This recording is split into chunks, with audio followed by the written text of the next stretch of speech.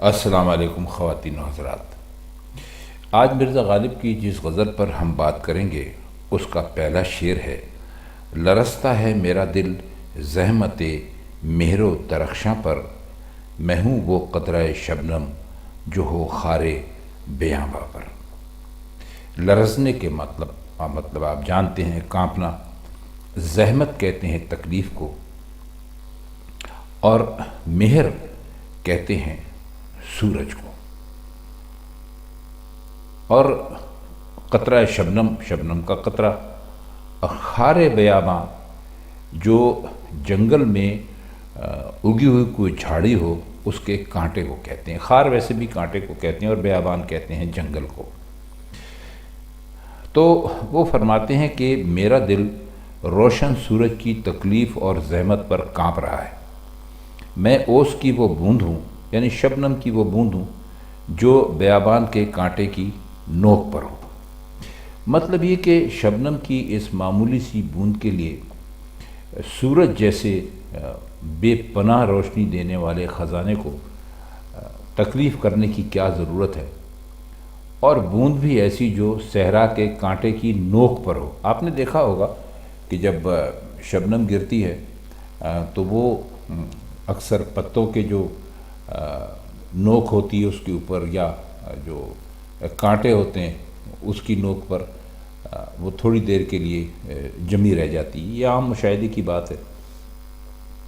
اور سورج شبنم کو جذب کرنے کے لیے اپنی شعاعیں پھیلا رہا ہے، یعنی اتنی معمولی سی چیز، یعنی شبنم کے قطرے کے لیے اتنا بڑا سورج جو ہے وہ اپنا کام کر رہا ہے۔ اور آپ جانتے ہیں کہ جب گرمی ہوتی ہے تو شبنم یا پانی جو بھی ہوتا ہے وہ اس سے اڑ جاتا ہے، لیکن مرزا کہتے ہیں کہ جو قطرہ شبنم خار بیاباں پر ہے اس کے لیے زحمت اٹھانا کس لیے گوارا کیا جائے۔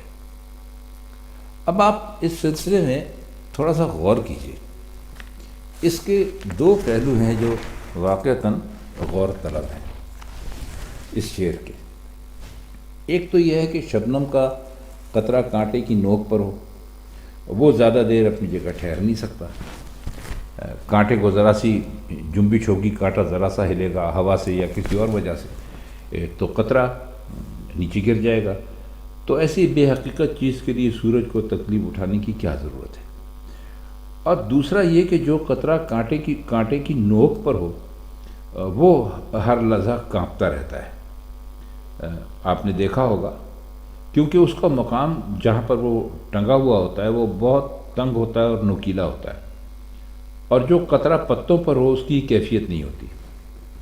تو مرزا نے لرزتا ہے میرا دل لکھتے وقت جو اس کی کانٹے کی جو نوک تھی اس کو بھی انہوں نے پیش نظر رکھا، اس کو بھی دیکھا ہے۔ یعنی لرزنے کے دو مطلب ہو سکتے ہیں۔ پہلا تو یہ کہ قطرے کی حالت کا عام نقشہ ہے، اور دوسرے یہ کہ اس کی جو معنوی پریشانی ہے جو سورج کی تکلیف سے پیدا ہوئی۔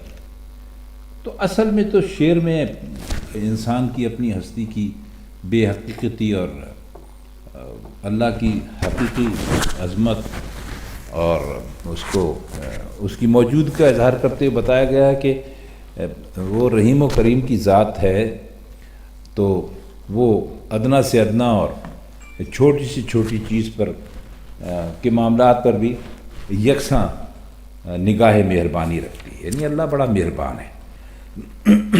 اس کا اگلا شعر ہے کہ معذرت چاہتا ہوں، آج میرا گلا کچھ ٹھیک نہیں ہے، سردی بھی بہت زیادہ ہے۔ اچھا، اس کا اگلا شعر ہے کہ نہ چھوڑی حضرت یوسف نے یہاں بھی خانہ آرائی، سفیدی دیدہ یعقوب کی پھرتی ہے زنداں پر۔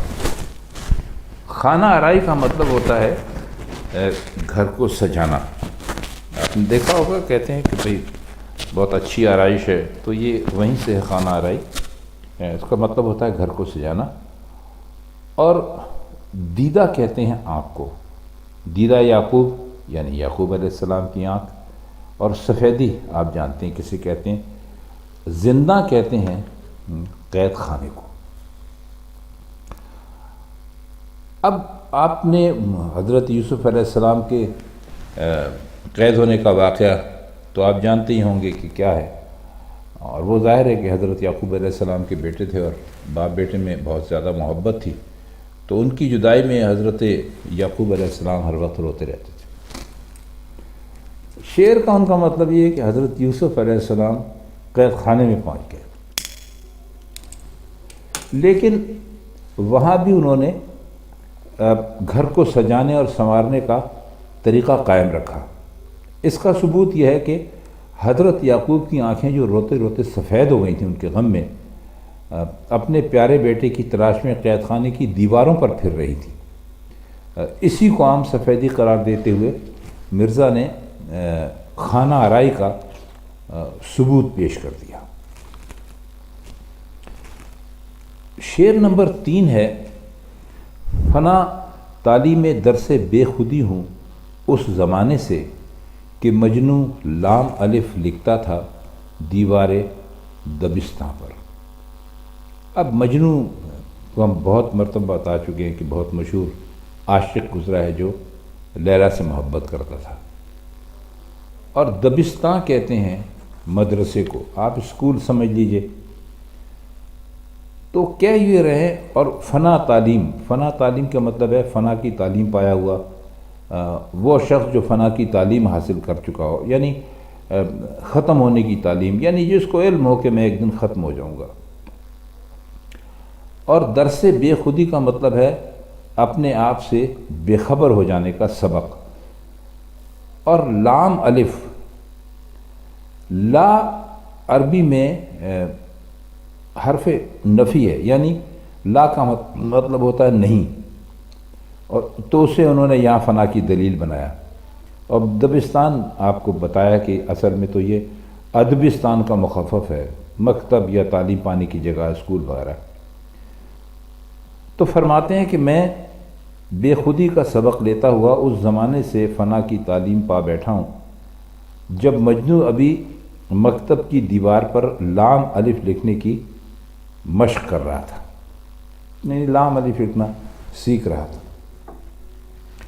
شعر میں انہوں نے اپنے آپ کو مجنوں سے زیادہ اور پہلے کا بتایا، لیکن کمال یہ کیا کہ مکتب میں پڑھتے بچوں کا عام طریقہ آپ نے دیکھا ہوگا ہوتا ہے کہ جب وہ تھوڑا بہت لکھنا پڑھنا سیکھ لیتے ہیں تو پھر کوئلہ یا مٹی یا جو کچھ بھی ہو اس سے دیواروں پر وہی حروف لکھنا شروع کر دیتے ہیں۔ مکتب کی دیواروں پر سب سے زیادہ لکھا جاتا ہے۔ آج کل تو خیر وہ زمانہ نہیں رہا، بچے ایئر کنڈیشن کمروں میں بیٹھ کے پڑھتے ہیں اور یہاں کوئی تصور نہیں ہے، لیکن جب پرانے زمانے میں کچے پکے مدرسے ہوا کرتے تھے اور ان کی دیواریں بھی ایسی ہوتی تھیں تو بچے جو کچھ اپنے کمرہ جماعت میں یا کلاس روم میں سیکھتے تھے تو شوق ہوتا ہے نا، تو وہ اس کو وہاں پر بھی لکھنا شروع کر دیتے تھے۔ پھر انہوں نے مجنوں سے یہ نہیں لکھوایا الف بے پے، یعنی جسے ابجد کہتے ہیں وہ نہیں، بلکہ لام الف لکھوایا، جس کا مطلب یہ ہے کہ مجنوں نے فنا کا صرف ابھی ابتدائی سبق لیا تھا، جبکہ میں پوری تعلیم پا کر فراغت حاصل کر چکا تھا۔ بتانے کی کوشش یہ کر رہے ہیں کہ بھائی مجنوں میرے سامنے کیا ہے، کچھ بھی نہیں ہے۔ مرزا کا ایک اور غزل میں انہوں نے یہی مجنوں کے حوالے سے بات کی ہے، غزل شاید آپ نے سن رکھی ہو۔ اس کا ایک شعر ہے کہ عاشقوں پر معشوق فریبی ہے میرا کام، مجنوں کو برا کہتی ہے لیلا میرے آکے۔ تو مرزا نے مجنوں کو اپنے آپ کو مجنوں سے ہمیشہ زیادہ ہی رکھا۔ شعر دیکھیے کہ جاتا، یعنی دل کے ٹکڑوں کو نمک چھڑکنے سے ایسی لذت ملی کہ ان میں ایک دوسرے پر سبقت لے جانے کے لیے سخت جھگڑے شروع ہو گئے۔ ہر ٹکڑا یہ کہنے لگا کہ سارا نمک مجھے ملنا چاہیے۔ تو اس لڑائی جھگڑے کو ختم کرنے کی مجھے یہ صورت نظر آئی کہ ان ٹکڑوں کو نمک کی جو لذت ہے اس سے میں محروم کر دوں، لہٰذا مرہم کی تلاش کا خیال آیا۔ اب دلچسپ بات یہ ہے کہ شاعر نے مرہم تلاش نہیں کیا، بلکہ دل کے ٹکڑوں کو اس لذت سے محروم کر دینے کی ایک تدبیر سوچی، جس نے ان کے درمیان یہ کشمکش اور کھینچتان پیدا کر دی تھی، اور شاعر کے لیے زندگی بہت مشکل بن گئی تھی۔ تو مطلب یہ ہوا کہ یہاں بھی بنیادی چیز جو ہے وہ تکلیف کو طلب کرنا ہے، اس کے علاوہ اور کچھ نہیں ہے۔ شعر ہے کہ نہیں اقلیم الفت میں کوئی تمہارے ناز ایسا، کہ پشت چشم سے جس کے نہ ہووے مہر عنواں پر۔ تمہار کہتے ہیں اگر بہت سارے کاغذ آپ کے ہاتھ میں ہوں، اس کو کہتے ہیں۔ یہ لفظ ان خطوں کے لیے استعمال ہوتا تھا جنہیں ایک رجسٹر کی شکل میں مرتب کر لیتے، پھر جوڑ کر ایک لمبا سا کاغذ تیار کرتے تھے، جسے گول کر کے بانس یا ٹین کے خول میں رکھتے تھے۔ مقصد یہ ہوتا تھا کہ بچوں کو وہ خط پڑھائے جائیں تاکہ انہیں مختلف قسم کی جو لکھائیاں ہوتی ہیں، ہینڈ رائٹنگ کہہ لیجیے، رسم الخط، تو اس سے بچے آگاہ ہو جائیں۔ تو ضروری کاغذات کے رجسٹر یا وغیرہ کے لیے بھی یہ لفظ جو تھا تومار، یہ اس زمانے میں استعمال ہوتا تھا۔ تو اپنے اس شعر میں مرزا غالب فرماتے ہیں، یعنی یہ تومار کے معنی شاید ہم نے آپ کی خدمت میں پیش کیے تو شاید آپ کی سمجھ میں آ ہی گئے ہوں گے۔ تو وہ فرماتے یہ ہیں اس شعر کا معنی کرتے ہوئے کہ ہاں پشت چشم جو ہے کہتے ہیں چشم پوشی کو، آنکھیں پھیر لینے کو، اور مہر تو مطلب ہے بس آپ یہ سمجھ لیجئے کہ مہر کی شکل چونکہ آنکھ سے ملتی جلتی ہے تو انہوں نے اس لفظ کو استعمال کیا۔ تو کہتے ہیں کہ محبت اور الفت کی جو حکومت ہوتی ہے، جو ولایت ہوتی ہے، اس میں ناز اور انداز اور حسینوں کی اداؤں کا کوئی ایسا تمار یا کوئی ایسا رجسٹر موجود نہیں ہے جس کی پیشانی پر چشم پوشی، بے رخی یا بے پرواہی کی مہر ثبت نہ ہو۔ مطلب یہ کہ محبت کی رسم و رام میں محبوب جو کچھ بھی کرتے ہیں وہ عاشقوں سے بے رخی کے اور بے پرواہی اور ان کی طرف سے غفلت کے سوا کچھ نہیں ہوتا، اور یہ اس مقام کی یعنی عام رسمیں ہیں اور ان پر کسی کو تعجب نہیں ہونا چاہیے۔ لیکن سچے عاشقوں نے ہمیشہ یہ سب کچھ برداشت کیا ہے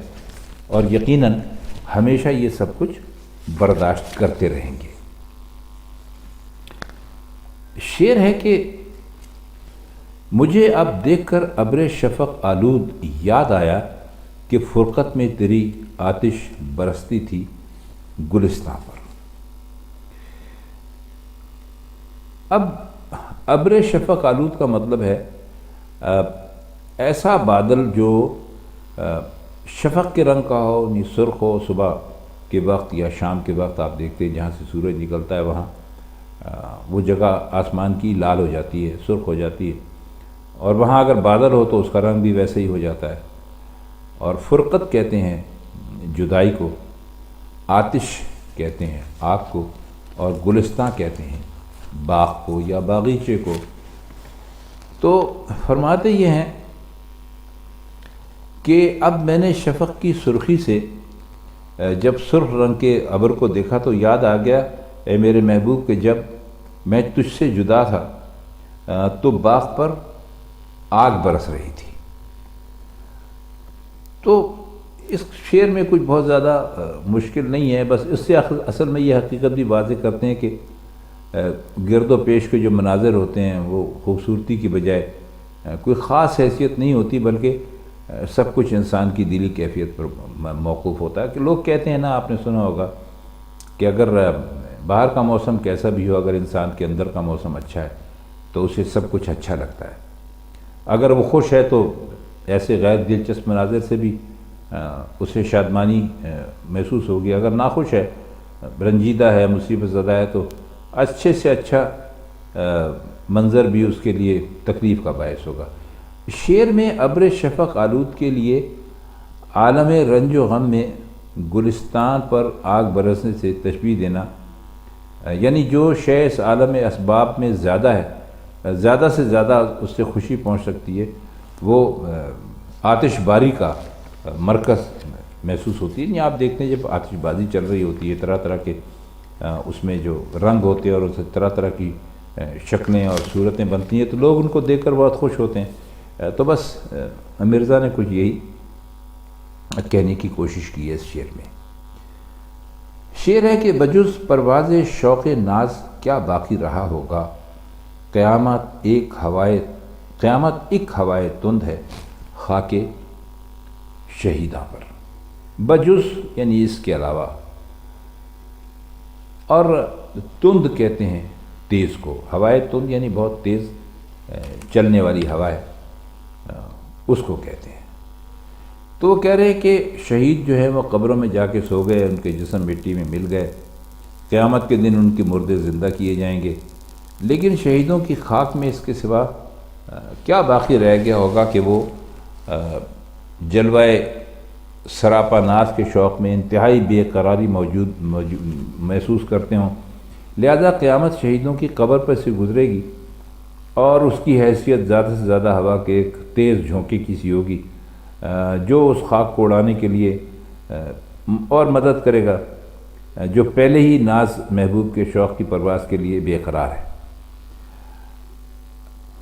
اصل میں جو انہوں نے جو یہاں پر جو شہید کہا ہے وہ ان معنوں میں نہیں ہے جس معنوں میں کہ ہم شہید کے لفظ کرتے، وہ محبت کے اپنے محبوب کی فرقت میں دنیا سے چلے جانے کو یا اس کی حسرت میں دنیا سے چلے جانے کو، اس کے لیے انہوں نے شہیداں کا لفظ استعمال کیا ہے۔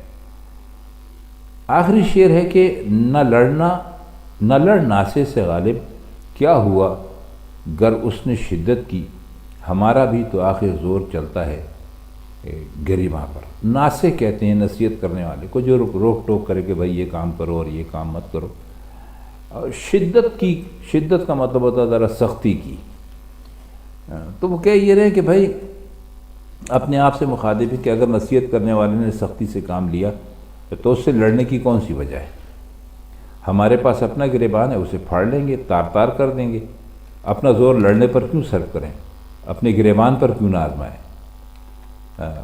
مطلب ہے کہ جوابی، اگر اس نے کہا ایسا مت کرو تو ہم نے کہا نہیں ہم ایسا ہی کریں گے، پھر اس نے کہا کہ بھئی تم ایسا کیوں کرتے ہو، ہم نے کہا جی ہم ایسا اس لیے کرتے ہیں، وغیرہ وغیرہ۔ تو کہتے ہیں کہ اس میں جو اپنا زور لگانے کی بجائے اپنے گریبان پر بس یہ زور آزماؤ، تو کیا اس طرح وہ تسکین کا وہ سامان نہیں بہم پہنچے گا جو ناسے سے لڑ کر ہم بہم پہنچانا چاہتے ہیں۔ مطلب ہے کہ جب آپ کسی سے کوئی آپ کو ڈانٹ رہا ہو اور آپ ترکی بترکی جواب دے رہے ہوں تو آپ کو ایک طرح سے تسکین ہوتی ہے۔ تو وہ کہتے ہیں کہ بھائی ہمیں جو تسکین اس سے زبان لڑا کے حاصل ہوگی وہ اپنا گریبان پھاڑ لیتے ہیں۔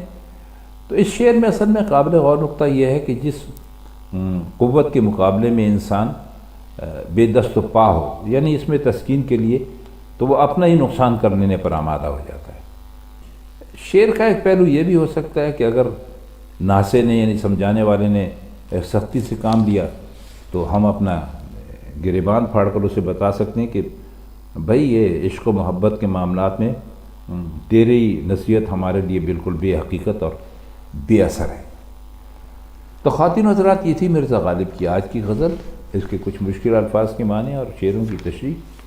تو اب آپ سے انشاءاللہ غالب کی کسی اور غزل کے ساتھ کسی اور محفل میں ملاقات ہوگی۔